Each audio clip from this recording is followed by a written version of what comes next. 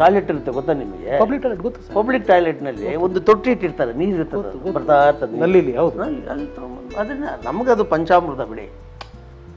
ಈಗ ಅಸಹ್ಯ ಆಗ್ಬೋದು ಕೆಲವರಿಗೆ, ನನಗೆ ಅವಾಗ ವೆರಿ ವೆರಿ ಹ್ಯಾಪಿ. ಅನಾಹುತಗಳು ಬೇಕಾದ ಜೀವನದಲ್ಲಿ ನಡೆದೋಗಿದೆ ನನ್ನಲ್ಲಿ.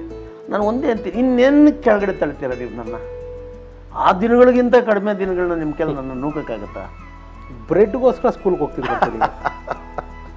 ಆ ಬ್ರೆಡ್ಡನ್ನು ಫ್ರೆಂಡ್ಸ್ಗಳು ಕೊಟ್ಟು ಒಟ್ಟಿಗೆ 16 ಸ್ಲೈಸ್ ಆದಮೇಲೆ ತಂದೆ ಕೊಡ್ತಾ ಇದ್ದ. ತಂದೆ ಕೊಡ್ತಾರೆ ಒಂದೊಂದು ಲೋಟ ಟೀ ತಗೊಂಡು ನಮ್ಮಪ್ಪ ತಿಂತಾ ಇದ್ರೆ ನಾನು ನೋಡ್ತಾ ಇದ್ದೆ.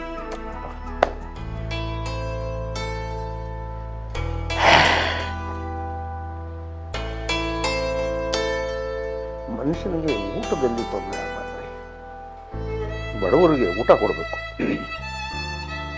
ಬ್ರೇಕ್ ಬೇಕಾ? ಇಲ್ಲ ಏನು ಬೇಡ, ಇಲ್ಲ ಅದ ಜ್ಞಾಪಕ ಕೊಟ್ಟೋಗ್ತೀವಲ್ಲ, ಅದು ಎಮೋಷನ್ ಅದು ಹಂಗೆ ಆಗ್ಬಿಡುತ್ತಲ್ಲ ಸರ್. ಏನು ಮಾಡೋಕ್ಕೆ ಪಾಪ ಅವರೆಲ್ಲ ಕಣ್ಣು ಕಾಣ್ತಾರಲ್ಲ ಈಗ ನನಗೆ.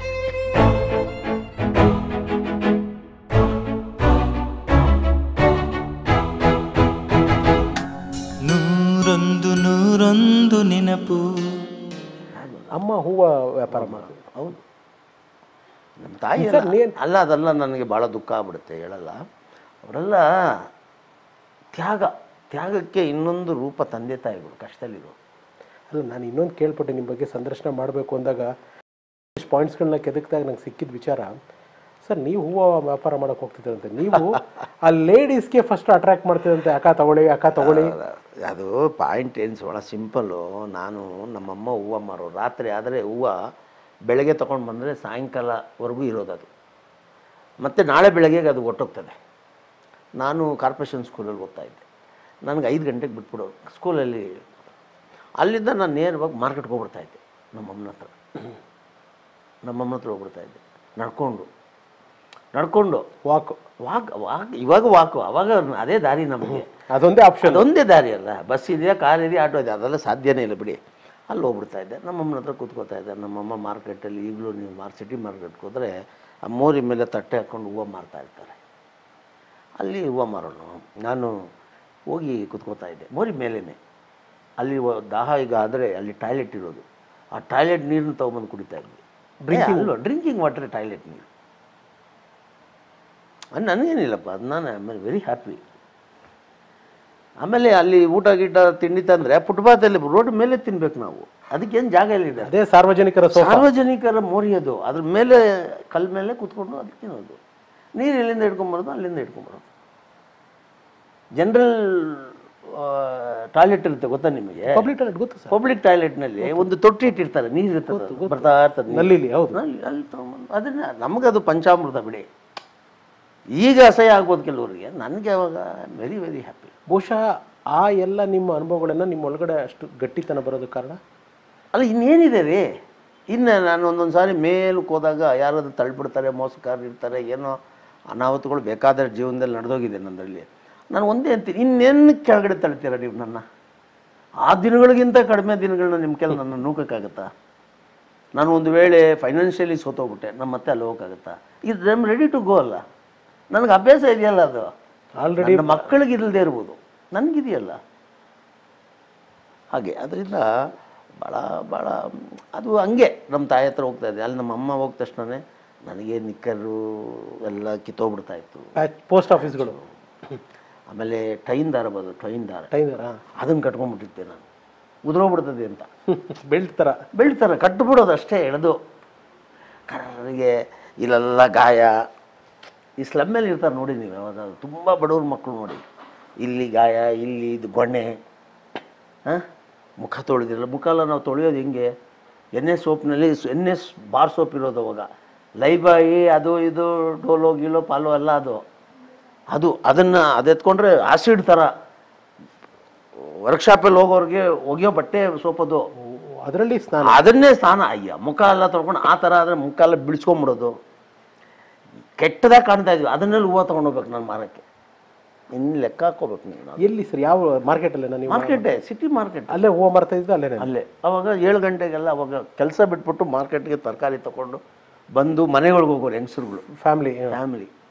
ಅವಾಗ ನನಗೆ ಅವಾಗಲೇ ಅವ್ರನ್ನೇ ಹಿಡಿಬೇಕು ಅಂತ, ಮಾರ್ಕೆಟಿಂಗ್ ಅಲ್ಲೇ ಹೋಗಿ ಅವ್ರಿಗೆ ರಿಕ್ವೆಸ್ಟ್ ಮಾಡೋದು, ಅಕ್ಕ ತಗೊಳ್ಳಿ ಅಕ್ಕ ಅಂತ. ಅಷ್ಟು ದೂರ. ಇವಾಗ ನೀವು ಯಾರಾದರೂ ನಿಮಗೆ ಭಿಕ್ಷೆ ಕೇಳ್ತಾರೆ ನೋಡಿ ಸರ್ಕಲಲ್ಲಿ, ಅವ್ರು ಬಿಡೋದೇ ಅಲ್ಲ ನೀವು ಕೊಡೋವರೆಗೂ, ಗೊತ್ತಾ? ಗೊತ್ತು. ನಿಮಗೆ ಸಾಕಾಗ್ಬಿಟ್ಟು ದರಿದ್ರ ಹಾಳಾಗೋಗ್ಲಿ ಅಂತ ದುಡ್ಡು ಕೊಟ್ಬಿಡ್ತೀರ. ಹಂಗೆ ನನಗೆ ಇವನ ಹತ್ರ ಮೊದಲು ಹೂವು ತೊಗೊಂಡ್ಬಿಡ್ಬೇಕು, ಮೊದಲು ಹೂವು ತೊಗೊಂಡು ಅವ್ನಿಗೆ ದುಡ್ಡು ಕೊಟ್ಬಿಡ್ಬೇಕು ಅಂತ ಹೇಳಬೇಕು ಗಂಡ ಆದವನು. ಜೊತೆಲಿ ಹೋಗ್ತಾನಲ್ಲ, ಅಕ್ಕ ಹೇಳಕ್ಕ, ಅಣ್ಣನಿಗೆ ಹೇಳಕ್ಕ ಅಂತ ಇದ್ದೆ ನಾನು. ಅವರೇ ತಮಿಳು ತೆಲುಗು ಎಲ್ಲ ಬರೋದಲ್ಲ ನನಗೆ, ಮಾತಾಡ್ತಾ ಇದ್ದೆ. ಅವಾಗ ಆಯಿತು ಅಂತ ಕೊಡೋರು. ಅದು ಅವಾಗ ತಂದು ನಮ್ಮಮ್ಮನ ಕೊಡ್ತಾಯಿದ್ದೆ, ನಮ್ಮಮ್ಮ ಖುಷಿಯಾಗಿ ಕಾಸು ಕೊಡೋರು. ಏನೋ ನಡೆದೋಯ್ತು. ಅದು ಭಾಳ ವಂಡರ್ಫುಲ್ ಲೈಫ್ ನನಗೆ. ತಂದೆ ತಾಯಿಗಳು ಮಕ್ಕಳಿಗೋಸ್ಕರ ಸಾಕಷ್ಟು ತ್ಯಾಗಗಳು, ಸಾಕಷ್ಟು ಸಹನೆ ತಡ್ಕೊಂಡು ಎಲ್ಲ ಇರ್ತಾರೆ. ಆದರೆ ನಮ್ಮ ನಂಜುಂಡಿ ಸರು ಒಂದು ಅದ್ಭುತವಾದ ಕೆಲಸ ಮಾಡಿದ್ದಾರೆ. ಬ್ರೆಡ್ಗೋಸ್ಕರ ಸ್ಕೂಲ್ಗೆ ಹೋಗ್ತಿದ್ರು ನೀವು. ಆ ಬ್ರೆಡ್ಡನ್ನು ಫ್ರೆಂಡ್ಸ್ಗಳಿಗೆ ಕೊಟ್ಟು ಒಟ್ಟಿಗೆ 16 ಸ್ಲೈಸ್ ಆದಮೇಲೆ ತಂದೆಗೆ ಕೊಡ್ತಾಯಿದ್ರು. ತಂದೆಗೆ ತೊಗೊಂಬಂದು ಕೊಡ್ತಾಯಿದ್ರು. ಹೇಳಿ ಸರ್. ಅದು ಏನಾಯಿತು, ಸ್ಕೂಲಲ್ಲಿ ನಮಗೆ ಟಿಫನ್ನು ಮಧ್ಯಾಹ್ನದ ಊಟ ಎಲ್ಲ ಕಷ್ಟ. ಇವಾಗಲೂ ಕೆಲವ್ರಿಗೆ ನೋಡಿ ಬೆಳಗ್ಗೆ ನಾಷ್ಟ ಇರಲ್ಲ, ಒಂದೇ ಸಾರಿ ಊಟ. ಹೌದು, ಅದನ್ನು ಇವತ್ತು ನಾವು ಸ್ಟೈಲಾಗಿ ಬ್ರಂಚ್ ಅಂತೀವಿ, ಅದನ್ನು ಒಂದೇ ಸಾರಿ ಊಟ. ಅದು ನಮಗೆ ಅವಾಗ ಒಂದೊಂದು ಸಾರಿ ನಮ್ಮಪ್ಪ ಬೆಳಗ್ಗೆ ರಾತ್ರಿ ಇರೋದು ಉಳಿದಿರೋದನ್ನು ಕೊಟ್ಟು ಸ್ಕೂಲಿಗೆ ಕಳಿಸ್ಬಿಡೋರು. ನಮಗೆ ಕಷ್ಟ ಅವತ್ತು ಯಾಕೆ ಗೊತ್ತಾಗ್ತಾಯಿತ್ತು ಅಂತ ಹೇಳಿದ್ರೆ, ಅವರು ಯಾವಾಗಲೂ ಕೆಲಸ ಮಾಡ್ತಾನೇ ಇರೋದು, ಇವರು ಹೋಗ್ತಾ ಇರೋದು. ನಮ್ಮ ದರಿದ್ರ ಅಂತೂ ಹೋಗ್ತಾ ಇರಲಿಲ್ಲ. ನಾನು ನೋಡ್ತಾ ಇದ್ದೆ ನಮ್ಮಪ್ಪ ಏನು ಭಾಳ ಕಷ್ಟದಲ್ಲಿ ಜೀವನ ಮಾಡ್ತಾಯಿದ್ರು. ಆ ಕಷ್ಟ ಅವೆಲ್ಲ ಎಕ್ಸ್ಪ್ಲೇನ್ ಮಾಡೋಕ್ಕಾಗೋದಿಲ್ಲ, ಇರಲಿ ಕಷ್ಟ. ಆಮೇಲೆ ಏನಾಯಿತು, ಸ್ಕೂಲ್ಗೆ ನಾನು ಚೆನ್ನಾಗಿ ಓದಬೇಕು ಅಂತ ನನ್ನನ್ನು ಸೇರಿಸಿದ್ರು ನಮ್ಮಪ್ಪ. ಫ್ರೀ ಅಲ್ಲ school, college free, school free. ಅದು ಓದೆ, ಯಾರೂ ಬರ್ತಾ ಇರಲಿಲ್ಲ, ನಾನು ಮಾತ್ರ ಹೋಗ್ತಾಯಿದ್ದೆ. ಯಾಕಂದರೆ ಮಧ್ಯಾಹ್ನ ಬ್ರೆಡ್ ಕೊಡ್ತಾರಲ್ಲಿ, 2 ಪೀಸ್ ಕೊಡೋರು ಎಲ್ಲರಿಗೂ. ನೇನು ಗಂಟೆ ಹೊಡೆಯೋಕೆ 5 ನಿಮಿಷ ಇದ್ದಂಗೆ ಮಾಡರ್ನ್ ಬ್ರೆಡ್ ಅದು. Modern bread. ಸ್ಕೂಲಿಗೆ ಬರೋದು, ಇಳಿಸ್ಕೊಂಬಂದು ಎಲ್ಲರಿಗೂ ಬಂದು 2 ಪೀಸ್ ಕೊಡೋರು. ನಾನೇನು ಮಾಡ್ತಾಯಿದ್ದೆ, ನಮ್ಮಪ್ಪನ ಕೊಡಬೇಕು ಅಂತ ಆಸೆ ನನಗೆ. ಹಾಗೆ ನಮ್ಮಪ್ಪನ ಕಂಡ್ರೆ ನಂಗೆ ಆಸೆ. ಅವಾಗ ಅದನ್ನು ನಮ್ಮಪ್ಪನ ಕೊಡಬೇಕಲ್ಲ ಅಂಥೇಳಿ ಅದನ್ನು ನನ್ನ ಫ್ರೆಂಡು ಕೊಟ್ಬಿಡ್ತಾಯಿದ್ದೆ. ನೀನು ನಾಳೆ ಕೊಡು ಇದನ್ನು ನನಗೆ. ನಾನು ತಿಂತಿರಲಿಲ್ಲ. ಒಂದು 5 ದಿನ ಇಟ್ಕೊತಾಯಿದ್ದೆ. 5 ದಿನ, ವಾರದಲ್ಲಿ ಶನಿವಾರ ಬಿಟ್ಬಿಡೋರು, ಶನಿವಾರ ತೊಗೊಂಬರ್ತಾಯಿದ್ದೆ ನಾನು. 1 ಪೌಂಡ್ ಇಲ್ಲ, 10 ಪೀಸು. ಅವತ್ತೊಂದು 12 ಪೀಸ್ ಇರೋದು. ತೊಗೊಂಬಂದು ನಮ್ಮಪ್ಪನ ಕೊಡ್ತದೆ. ಏನು ಮಗನೇ ಅಂತ ನಮ್ಮಪ್ಪ ಹೇಳಿ, ತಗೊಳ್ಳಯ್ಯ ತಂದಿದ್ದೀನಿ.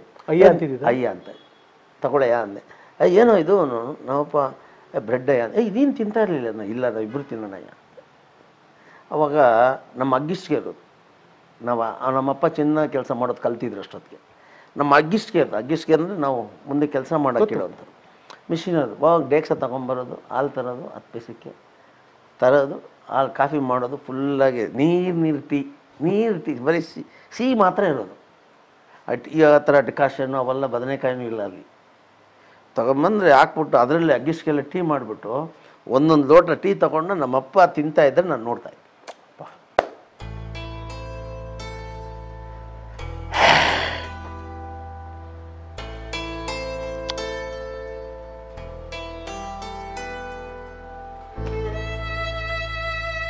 Sorry sir. ಇರಲಿ ಅಷ್ಟೇ. ಅಂದರೆ ಮನುಷ್ಯನಿಗೆ ಊಟದಲ್ಲಿ ತೊಂದರೆ ಆಗಬಾರ್ದು. ಬಡವರಿಗೆ ಊಟ ಕೊಡಬೇಕು. ಏನು ಕೊಟ್ಟಿಲ್ಲ ಅಂದ್ರೂ ಊಟ ಕೊಡಬೇಕು. ದುಡಿಯೋರ್ಗೆಲ್ಲ ಊಟ ಕೊಡಬೇಕು. ಅಪ್ಪ ಇರುವಾಗೆ ನೀವು ಈ ನಿಮ್ಮ ಆಚಾರಿ ಕೆಲಸಕ್ಕೆ ಹೋಗಿದ್ರು? ಹೌದು, ಕೆಲಸ ನಮ್ಮ ಅಪ್ಪನ ಹತ್ರ ಕಲಿತಾ ಇದ್ದೆ ನಾನು. ಹೌದು, ನಾನು ಬೆಳಗ್ಗೆ 6 ಗಂಟೆ ಕೂತ್ಕೊಂಡು ನಮ್ಮ ಅಪ್ಪನ ಜೊತೆ ಕೆಲಸ ಮಾಡ್ತಾ ಇದ್ದೆ. ಆಮೇಲೆ ಏನು ಸರ್, ನಾನೆಲ್ಲೋ ಕೇಳ್ಪಟ್ಟೆ 10 ಗಂಟೆ 12 ಗಂಟೆಗಳ ಕಾಲ ಒಂದೇ ಟಾಯ್ಲೆಟ್ಗೂ ಹೋಗ್ತಾ ಇರಲಿಲ್ಲ ನಾನು. ನಮ್ಮ ಅಪ್ಪನ ಗಂಡ್ರೆ ನಾನು ನಮ್ಮಪ್ಪ ಅಂದ್ರೆ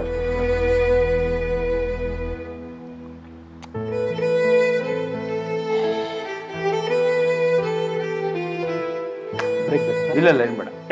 ಇಲ್ಲ ಅದ ಜ್ಞಾಪಕ ಕೊಟ್ಟು ಹೋಗ್ತೀವಲ್ಲ, ಅದು ಎಮೋಷನ್ ಅದು ಹಂಗೆ ಆಗ್ಬಿಡುತ್ತಲ್ಲ ಸರ್. ಏನು ಮಾಡಿದ್ರೆ ಪಾಪ ಅವರೆಲ್ಲ ಕಣ್ಣು ಕಾಣ್ತಾರಲ್ಲ ಈಗ ನನಗೆ. ಇದ್ದಾರೆ ಸರ್, ಅಲ್ಲ ಎಲ್ಲ ಇದ್ದಾರೆ. ಆಮೇಲೆ ಸರೋಯ್ತು. ಆಮೇಲೆ ನಮ್ಮ ಅಪ್ಪನಿಗೆ ನಾನು ದುಡಿತೀನಿ ಅಂತ ಗೊತ್ತಾಯಿತು, ಚೆನ್ನಾಗಿ ಓದ್ತಾ ಇದ್ದೆ. ಈ ಮಧ್ಯದಲ್ಲಿ ಓದು ಡಿಸ್ಕಂಟಿನ್ಯೂ ಮಾಡ್ಬಿಟ್ರೆ ಸರ್? ಡಿಸ್ಕಂಟಿನ್ಯೂ. ನಮ್ಮಪ್ಪ ಇದ್ದಾಗೆಲ್ಲ ನಾನು ರ್ಯಾಂಕ್ ಸ್ಟೂಡೆಂಟ್. ನಾನೇ ನಮ್ಮಪ್ಪ ಅದರಲ್ಲೆಲ್ಲ ಏನು ಓದು ನೀನು ಅನ್ನೋದು. ನಮ್ಮಪ್ಪ ನಾನು ಚೆನ್ನಾಗಿ ಓದಬೇಕು ಅಂತ ನಾನು ಕಾಲು ಹಿಡ್ಕೊಂಬಿಡೋ ನಮ್ಮಪ್ಪ ಸ್ವಲ್ಪ ಡ್ರಿಂಕ್ಸು. ನಮ್ಮಪ್ಪ ಬಡವ್ರಿಗೆ ಇವಾಗಲ ಥರ ಸಿನಿಮಾಗಳಿಲ್ಲ, ಬೇರೆ ಎಂಟರ್ಟೈನ್ಮೆಂಟ್ ಇಲ್ಲ, ಟಿ ವಿ ಇಲ್ಲ. ಆ ಬಡವ್ರಿಗೆ ಕಷ್ಟಪಡೋರ್ಗೆಲ್ಲ ಈಗೇನು ಭಾಳ ಜನ ಕೇವಲವಾಗಿ ಹೇಳ್ತಾರೆ ಕುಡಿದ್ಬಿಡ್ತಾರೆ ಅಂತ. ಕುಡ್ತಾ ಇಲ್ಲ ಅಂದರೆ ಅವ್ರು ಬದುಕ್ತಾ ಇರಲಿಲ್ಲ ಅವಾಗ. ಅವ್ರಿಗೆ ಅದು ಆಲ್ಟರ್ನೇಟು ಬೇರೆ ಇಲ್ಲ. ಕುಡಿದ್ಬಿಡೋರು, ಊಟ ಇಲ್ದಿರ ಕುಡಿಯೋರು, ಸಾರಾಯಿ ಗಿರಾಯಿ. ನಮ್ಮಪ್ಪನ ಕ್ಯಾನ್ಸರ್ ಬಂದ್ಬಿಡ್ತು. ಅಯ್ಯೋ, ಹೌದು, ನಮ್ಮಪ್ಪನ ಕ್ಯಾನ್ಸರ್.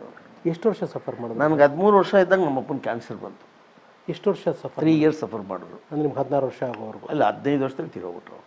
12 ನನಗೆ 3 ವರ್ಷ 2 ವರ್ಷ ಕಷ್ಟಪಟ್ಟರು. ಬಟ್ ನಾನೆಲ್ಲ ಒಂದು ಕಡೆ ಕೇಳ್ಪಟ್ಟೆ, ನಿಜನ ಸುಳ್ಳು ನೀವು ಗೊತ್ತಿಲ್ಲ, ನೀವೇ ಹೇಳಬೇಕು. ನಿಮ್ಮ ಕಣ್ಣು ಮುಂದೆನೇ ನಿಮ್ಮ ತಂದೆ ತಾಯಿ ಇಬ್ಬರು ಪ್ರಾಣನೂ ಹೋಯ್ತದೆ. ಅದೇ ನನಗೆ ಖುಷಿನೂ ಕೂಡ ಅದು. ನನ್ನ ಸಾವು ನಮ್ಮಪ್ಪ ನಾನು ಇದ್ದಂಗೆ ಕಣ್ಣೆಲ್ಲ ಹಂಗೆ ನೋಡ್ತಾ ಸತ್ತೋಗ್ಬಿಟ್ಟು. ಇಲ್ಲಿ ಆಸ್ಪತ್ರೆ ಸರ್? ಆಸ್ಪತ್ರೆ. ಯಾವ ಹಾಸ್ಪಿಟ್ಲು? ಮನೆಯಲ್ಲಿ. ಅದು ಹಾಸ್ಪಿಟ್ಲ್ ಮನೆಯಲ್ಲಿ. ನಿಮ್ಮ ಮನೆಯಲ್ಲಿ? ನಮ್ಮಮ್ಮ ಬಂದು ಆಸ್ಪತ್ರೆಯಲ್ಲಿ. ನಮ್ಮಮ್ಮನೂ ಕುಡಿತಾ ಇದ್ರು. ಈಗ ಅಳುಬರ್ನೆಲ್ಲ ನೀವು ನೋಡಿ, ಗಂಡ ಹೆಂಡತಿ ಇಬ್ಬರು ಕುಡಿದ್ಬಿಡು. ಅವ್ರು ಬೇರೆ ದಾರಿ ಇಲ್ಲಲ್ಲ. ಇವತ್ತಿಗೂ ಅದೆಷ್ಟೋ ಮನೆಯಲ್ಲಿ ಬೇರೆ ದಾರಿ ಇಲ್ಲ. ಸೋಷಿಯಲ್ ಡ್ರಿಂಕ್ಸ್ ಅಂತ ಹೇಗೆ ಮಾಡ್ತಾರೆ. ಅವಾಗ ಅದಲ್ಲ, ಕಷ್ಟಪಡೋರಲ್ಲ, ಕೈ ಕಾಲು ನೋವು, ಬೇರೆ ಬೇರೆ ಜಗತ್ತಿಲ್ಲ ಅವ್ರ ಹತ್ರ. ಅವರಿಗೆ ಬೇರೆ ಏನೂ ಇಲ್ಲ. 8 ಜನ ಮಕ್ಕಳು, ಕೆಲಸ. ಅವ್ರಿಗೆ 8 ಜನ ಮಕ್ಕಳನ್ನ ಸಾಕ್ಬೇಕಲ್ಲ, ಒಬ್ಬರು ದುಡಿಲೇಬೇಕು. ಕಮಿಟ್ಮೆಂಟ್ ಇಲ್ಲ, ಊಟ ಇಲ್ಲ ನಮಗೆ. ಇದೆಲ್ಲ ಅವರು ಎಂಥ ನೋವುಗಳನ್ನ ಇಟ್ಕೊಂಡು ಅವ್ರು ಜೀವನ ಮಾಡಿದ್ದಾರೆ. ಒಂದು ಕ್ಯಾನ್ಸರ್ ಅನ್ನೋದನ್ನ ಇಟ್ಕೊಂಡು ನಮ್ಮಪ್ಪ ಕೆಲಸ ಮಾಡ್ತಾ ಇದ್ದ. ಹೌದು, ದಾರಿ ಇಲ್ಲಲ್ಲ. ಬಡತನ ಅಂದರೆ ಅದಕ್ಕೆ ಅಷ್ಟು ಕಠೋರ. ಅದನ್ನಲ್ಲಿ ಆಸ್ಪತ್ರೆ, ಅಯ್ಯೋ ಅದು ಅಲ್ಲಿ ಇದಂದರೆ ನಿಮ್ಮ ತಂದೆಯವರಿಗೆ ಈ ಥರದೊಂದು ಭೀಕರ ಒಂದು ಪ್ರಾಬ್ಲಮ್ ಗೊತ್ತಿತ್ತು. ಅಂದರೆ ನಾನು ಹೇಳಕ್ಕೆ ಬಂದಿದ್ದು ಅದೇ ಸರ್. ಅದು ಗೊತ್ತಿದ್ದು, ಟೈಮ್ ಕಡಿಮೆ ಇದೆ ಅಂತ ಗೊತ್ತಿದ್ದು ಬದುಕೋದಿದೆಯಲ್ಲ ಸರ್, ಆ ಒಂದು ಮನಸ್ಸೇ ವಿದ್ಯಾವಂತರಿಗೂ ಅವಿದ್ಯಾವಂತರಿಗೂ ಇರೋ ವ್ಯತ್ಯಾಸ ಅಲ್ಲೇ. ವಿದ್ಯಾವಂತರು ಫೈಂಡ್ ಔಟ್ ಮಾಡ್ಕೊಂಡ್ಬಿಡ್ತಾರೆ, ಇದು ಕ್ಯಾನ್ಸರು, ನಾವು ಸತ್ತೋಗ್ಬಿಡ್ತೀವಿ ಅಂತ. ಅವಿದ್ಯಾವಂತರನ್ನ ನೀವು ನಂಬಿಸ್ಬಿಡ್ಬೋದು, ಅದು ಕ್ಯಾನ್ಸರ್ ಅಲ್ಲ. ಮೈಂಡ್ ಟ್ರೈನ್ ಮಾಡಿ. ಹೌದಲ್ಲ, ನಾನು ನಂಬಿಸ್ತಾ ಇದ್ದೆ. ಇಲ್ಲ, ಅದು ಗೆಡ್ಡೆ ಇತ್ತು, ತೆಗೆದ್ಬಿಟ್ರು, ಈಗೇನು ಇಲ್ಲ ಅಂದರೆ ನಮ್ಮಪ್ಪ ಒಂದೊಂದು ದಿನ ಚೆನ್ನಾಗಿರೋರು ನೋಡಿ, ಹೌದು ನೀನು ಹೇಳಿದ್ದು ಕರೆಕ್ಟ್, ಹೊಟ್ಟೋಯ್ತು ಅನ್ನೋರು. ನೆಕ್ಸ್ಟ್ ಒಂದು ವಾರ ಆದಮೇಲೆ ಸುಸ್ತಾಗ್ಬಿಡೋರು. ಸೊ ಅವ್ರನ್ನ ನೀವು ಮಾತಿನಲ್ಲಿ ಮರಳು ಮಾಡ್ಬೋದು. ಹಂಗೆ ನಮ್ಮಪ್ಪ ಅವಿದ್ಯಾವಂತ ಅಲ್ಲ, ಏನು ಹೇಳಿದ್ರು ನಂಬಿಡೋರು. ನನ್ನ ಕಾಯಿಲೆ ಇಲ್ವಾ ಅನ್ನೋನು, ಕೆಲಸ ಜಾಸ್ತಿ ಮಾಡೋರು, ಮತ್ತು ನೋವಾಗ ಅನುಭವಿಸೋರು. ಇದೆಲ್ಲ ಅದರಿಂದ. ಆಮೇಲೆ ಏನು ನೋವು ಅಂದರೆ, ನಾನು ಚೆನ್ನಾಗಿದ್ದಾಗ ನಮ್ಮಪ್ಪ ಇರಲಿಲ್ಲ, ಆದರೂ ನಾನು ಚೆನ್ನಾಗಿದ್ದಾಗ ನಮ್ಮ ತಾಯಿ ಇದ್ದರು. ನೋಡಿದ್ರೆ ಅಲ್ಲ, ನಮ್ಮಮ್ಮ ಎಲ್ಲ ನೋಡಿದ್ರು, ನಮ್ಮಪ್ಪ ನೋಡಲಿಲ್ಲ. ಇವಾಗ ತಂದೆಯವರು ದೈಹಿಕವಾಗಿ ದೂರವಾದ ಮೇಲೆ ಅನಿವಾರ್ಯವಾಗಿ ಅಥವಾ ಅವಶ್ಯಕತೆಯಿಂದನೋ ಜವಾಬ್ದಾರಿಗಳು ನಿಮ್ಮ ಹೇಗೆ? ಇಲ್ಲ, ನನಗೆ ಅವಾಗ ಏಜ್ ಆಫ್ 13-14, SLC ಪಾಸಾಗಿದ್ದೆ ನಾನು. SLC ಪಾಸಾಗಿ ಕಾಲೇಜಿಗೆ ಸೇರ್ಬೇಕು ವಿಪುರಂಗೆ. ನಮ್ಮಪ್ಪ ತಿರೋಗ್ಬಿಟ್ರು. ಅರ್ಧದಲ್ಲಿ ಸೇರ್ಕೊಂಡ ತಕ್ಷಣ ನಮ್ಮಪ್ಪ ತಿರೋಗ್ಬಿಟ್ರು. ಆ ಕೆಲಸ ನಾನೇ ಮಾಡ್ತಾ ಇದ್ದೆ. ಅಷ್ಟೊತ್ತಿಗೆ ನಾನು ಆಟೋ ಓಡಿಸೋದು ಕಲ್ತ್ಬಿಟ್ಟಿದ್ದೆ. ಇದು ಸರ್, ಇದು ಅಕ್ಸಾಲಿಗರ ಕೆಲಸ ಮಾಡ್ತಾ ಇದ್ದಿದ್ದು ಸರ್? ನಾನೇ ಮನೇಲೆ, ಅದೇ ಸ್ಲಮ್ಮಲ್ಲೇ. ಅಲ್ಲೇನೆ?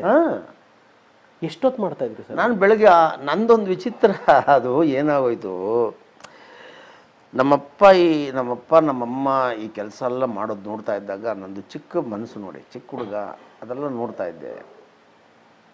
ಈಚೆ ಹೋಗ್ತಾ ಇದ್ದೆ, ಚೆನ್ನಾಗಿರೋ ಬಟ್ಟೆ ಹಾಕ್ಕೊಳೋದು ನೋಡ್ತಾ ಇದ್ದೆ, ಚೆನ್ನಾಗಿರೋರು ಹೋಟೆಲ್ ತಿನ್ನೋದು ನೋಡ್ತಾ ಇದ್ದೆ.